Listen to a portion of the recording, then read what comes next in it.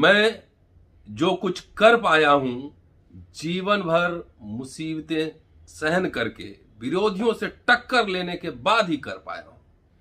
जिस कारवां को आप यहां देख रहे हैं, उसे मैं अनेक कठिनाइयों से यहां ले आ पाया हूं। अनेक अवरोध जो इसके मार्ग में आ सकते हैं के बावजूद इस कारवां को बढ़ते रहना है। अगर मेरे अनुयायी इसे आगे ले जाने में असमर्थ रहें तो उन्हें इसे यहीं छोड़ देना चाहिए जहां पर यह अब है। पर किन्हीं भी परिस्थितियों से इसे पीछे नहीं हटने देना है। मेरी जनता के लिए मेरा यही संदेश है। B.R. अम्बेडकर, डॉक्टर भीमराव अंबेडकर। दोस्तों, रतनलाल बोल रहा हूं। काम की बात में आपका स्वागत है और पेश है अंबेडकरनामा। आज से मैं डॉक्टर अंबेडकर के राइटिंग एंड स्पीचेस का एक नया वॉल्यूम शुरू करने जा रहा हूं। अगर अंग्रेजी में जो देखना चाहते हैं वो वॉल्यूम 5 देखें, और हिंदी में जो देखना चाहते हैं वो वॉल्यूम 10 देख सकते हैं। हिंदी का रेफरेंस देता रहूंगा, वॉल्यूम भी मेंशन करता रहूंगा।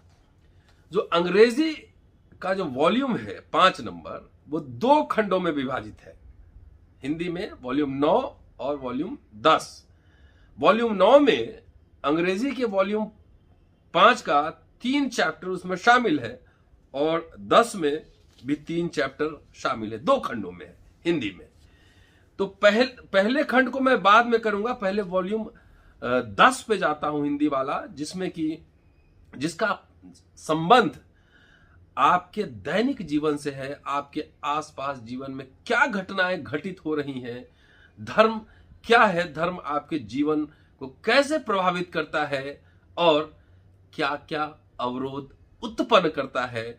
इस सिलसिले में इसको मैंने लिया है। इसमें 3 बुक्स को लिए गए हैं, सामाजिक, सोशल इश्यूज को, राजनीतिक और धार्मिक।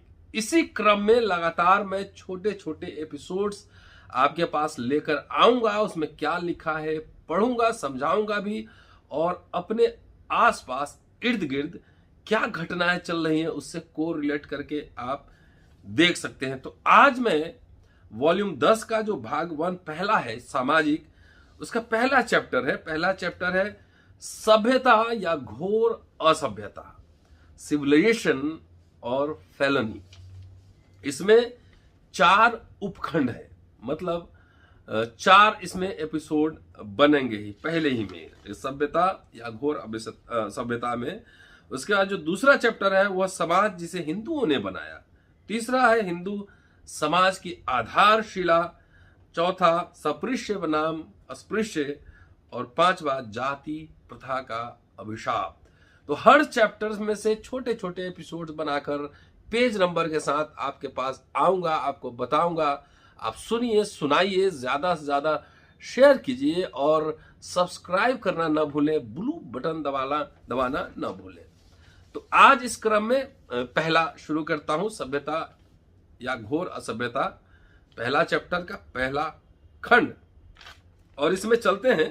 पहले खंड में है कि भारत की जनता के भविष्य में एक और दृष्टिकोण क्या है, ये मैं आपको बताता हूं। डॉक्टर अंबेडकर लिखते हैं कि आमतौर पर भारत की आबादी का वर्गीकरण भाषाई या धार्मिक आधार पर किया जाता है।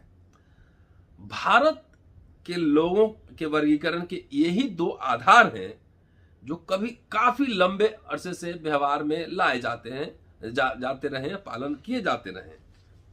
इसके परिणाम स्वरूप विदेशियों के मन में यह बात बैठ गई है कि भारतवासियों के बारे में जानने योग्य और महत्वपूर्ण बात यह है कि वे किस धर्म का पालन करते हैं और वे कौन सी भाषा बोलते हैं। मतलब 2 आइडेंटिटी जो है विदेशियों की नजर में बहुत महत्वपूर्ण है। एक धर्म का सवाल और दूसरा भाषा का सवाल।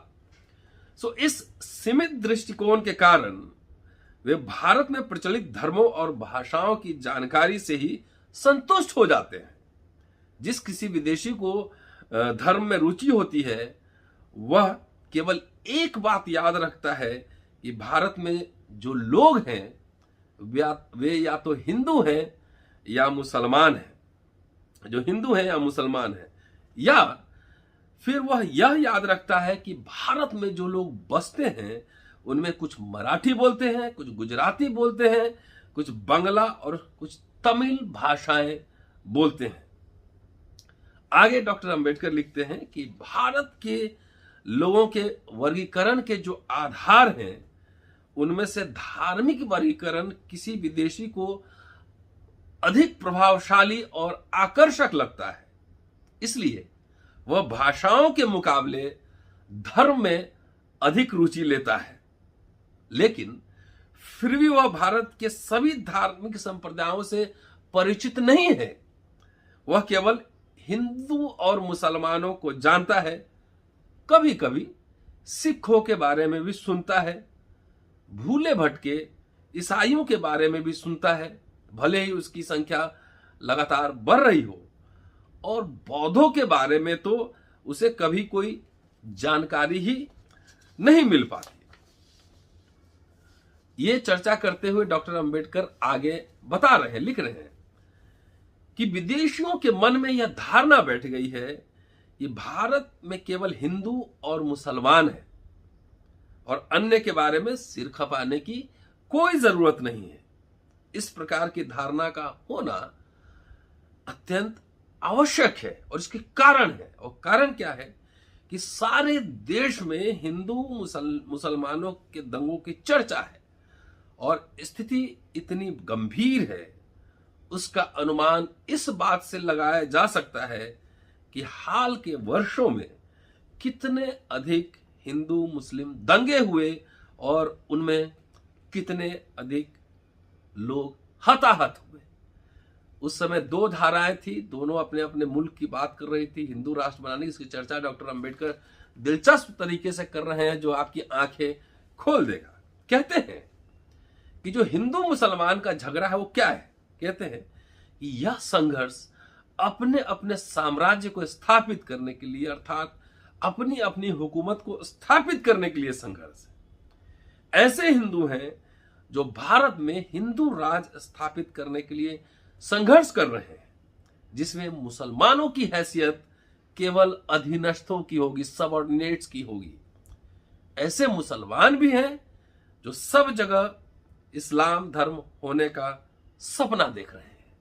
वे भारत को एक मुस्लिम साम्राज्य का अंग बनाना चाहते हैं, जिसमें हिंदुओं के लिए सिर्फ एक ही विकल्प होगा, या तो कुरान को स्वीकार कर लें या मौत को स्वीकार, तलवार को स्वीकार कर लें। इन दो कट्टर विचारधारा वाले लोगों के बीच में ऐसे नरम लोग भी हैं, लिबरल उदारवादी लोग हैं, जो ऐसा राज्य चाहते हैं जिसमें हिंदू और मुसलमान दोनों बराबर के पार्टनर, साझीदार बनकर रह सकते हैं। यह तो केवल समय बता सकता है कि कौन सफल होगा, कट्टरपंथी या उदारपंथी। फिलहाल अखबारों की सुर्खियां दोनों तरफ से किए जाने वाले खून खराबों से भरी हुई है। अखबारों की सुर्खियां दोनों तरफ किए जाने वाले खून खराबों से भरी रहती हैं, लेकिन इस सब के बावजूद मैं यह सोचता हूं कि ऐसे अनेक लोग हैं जिन्हें हिंदू और मुसलमानों के इस संघर्ष में अधिक दिलचस्पी नहीं है। बहरहाल हिंदू और मुसलमानों का संघर्ष हुकूमत हासिल करने का संघर्ष है, या इन दोनों को एक दूसरे से मुक्ति का संघर्ष है, या एक दूसरे पर हुकूमत प्राप्त करने का संघर्ष है, यह तय है। लेकिन उनकी अधिक रुचि, दिलचस्पी, दोनों हिंदू और मुसलमान दोनों की दिलचस्प रुचि उन दलितों के संघर्ष में होगी जो स्थान अपनी जगह पाने के लिए संघर्ष करते हैं। यहां इंग्लैंड में विगो और टोरियों के बीच जो झगड़ा हुआ था और उसका जिक्र करते हुए जो पुराना विवाद था, कहते हैं कि वे एक ओर राजा को और दूसरी ओर जनता को कुचलना चाहते थे। इसका मतलब यहां ये समझिए, जो हिंदू और मुसलमान का संघर्ष है उसमें एक और ये लोग एक दूसरे को कुचलना चाहते थे, साथ साथ आम जनता है उसको भी कुचलना चाहते हैं, ये डॉक्टर अंबेडकर कह रहे हैं। सो विगो और टोरियों का उदाहरण देते हुए कहते हैं कि वे अभिजात वर्ग का शासन चाहते थे। सो इस समय जो हिंदू और मुसलमान संघर्ष कर रहे हैं वे भारतीय राजनीति में वही संघर्ष, वही नीति अपना रहे हैं। वे अपने अपने शासक वर्ग के रूप, अपने अपने को शासक वर्ग के रूप में स्थापित करना चाहते हैं। जनता चाहे हिंदू हो या मुसलमान, उसका इस्तेमाल तो वर्ग विशेष की स्थापना के लिए केवल हथियार के रूप में किया जाता है। जनता तो हिंदू मुसलमान इस्तेमाल होती है। असली कहानी दोनों के अभिजात वर्ग के हित संघर्षों का है। वर्तमान संघर्ष तो वर्गों का संघर्ष है, न कि जनता का संघर्ष। आगे कहते हैं कि जिन लोगों की जन आंदोलनों में रुचि है उन्हें भारत के लोगों के प्रति दूसरा दृष्टिकोण अपनाना होगा। उन्हें केवल धार्मिक दृष्टिकोण अपनाना छोड़ देना चाहिए। उन्हें भारत के लोगों के प्रति सामाजिक एवं आर्थिक दृष्टिकोण को भी अपनाना चाहिए। इसका अर्थ नहीं है कि आप धर्म को छोड़ दें, कि एक ओपियम समझ के नहीं छोड़ दें। व्याख्या करते हैं कि इसका अर्थ यह नहीं है कि यह जानने का प्रयास नहीं करना चाहिए कि धर्म में भारत के लोगों के आर्थिक और सामाजिक जीवन को किस प्रकार प्रभावित किया है। यदि धर्म को ध्यान में न रखा जाए तो वास्तव में भारत के लोगों का कोई भी अध्ययन, चाहे वह हिंदू हो या मुसलमान, उनके जीवन का पर्याप्त चित्रण नहीं कर सकता। इसका कारण है, कहते हैं कि भारत में धर्म उसी प्रकार सर्वोपरि है जिस प्रकार यूरोप में मध्य युग में रोमन कैथोलिक चर्च का था। वो पूरी कहानी सुनाते थे कैसे जो है धर्म साइंस था। मध्यकाल यूरोप में धर्म के खिलाफ बोलना मतलब आपको प्राण दंड, गैलीलियो की कहानी आपको याद ही होगी। तो जिस प्रकार मध्य यूरोप में धर्म की जो भूमिका थी वही आधुनिक भारत में धर्म की भूमिका है। इसलिए उसको समझना, पढ़ना बेहद जरूरी है, ये बात कह रहे हैं। आगे लिखते हैं कि आज भारत के लोगों के जीवन पर धर्म जिस प्रकार हावी है वह स्थिति चर्च के उस स्थिति से लेश मात्र भी भिन्न नहीं है। मतलब भारत 500 साल पीछे है कि जो मध्यकाल यूरोप में था वो आधुनिक काल के भारत में है। अतः धर्म को ध्यान में न रखना भूल होगी। बहुत सारे लोगों ने धर्म को इग्नोर करने की कोशिश की और कैसे देखिए 70 साल में राइट विंगर्स ने उसी के हिसाब से अपनी हुकूमत स्थापित की। अतः धर्म को ध्यान में न रखना भूल होगी, लेकिन यह सोचना भी उतना ही ठीक है कि धार्मिक दृष्टिकोण कोरा सतही चित्र प्रस्तुत करता है। धार्मिक दृष्टिकोण कोरा सतही चित्र प्रस्तुत करेगा। अतः यह जानना अधिक महत्वपूर्ण है कि सामान्य जनता और उनके विभिन्न वर्ग के लोग भारत में किस प्रकार का जीवन यापन करते हैं, उनके सामूहिक जीवन की सामाजिक अनिवार्यताएं क्या हैं और आर्थिक जरूरतें क्या है, कहां तक वे धर्म से प्रभावित हैं। हिंदू समाज के दायरे में आने वाले विभिन्न वर्ग के लोग जिस प्रकार का सामाजिक जीवन जीते हैं उसमें इस प्रश्न का उत्तर हमें मिल जाएगा।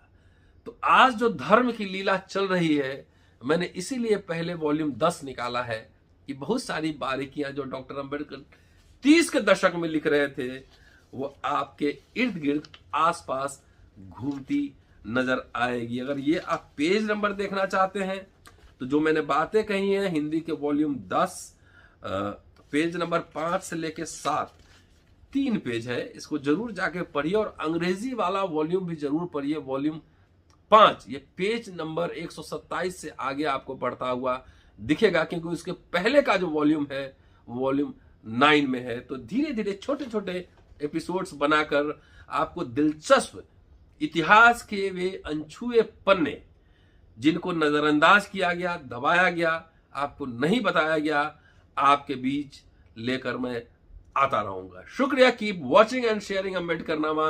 अगले एपिसोड में फिर आपसे मुलाकात होती है।